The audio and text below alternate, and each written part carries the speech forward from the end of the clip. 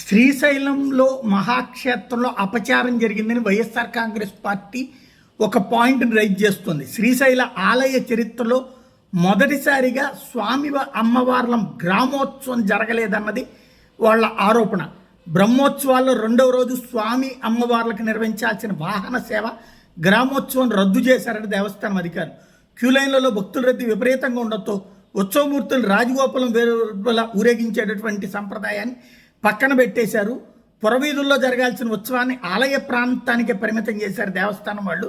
గ్రామోత్సవం జరగకపోవడంతో అపచారంగా భావిస్తూ అధికారుల వైఫల్యం మీద భక్తులు ఆగ్రహం వ్యక్తం చేస్తున్నారన్నది వీళ్ళు చెప్తున్నటువంటి మాట. దేవస్థాన అధికారుల తీరు మీద భక్తులు మండిపడుతున్నారు. అది ఎంతవరకు వాస్తవం అన్నది తెలియదు.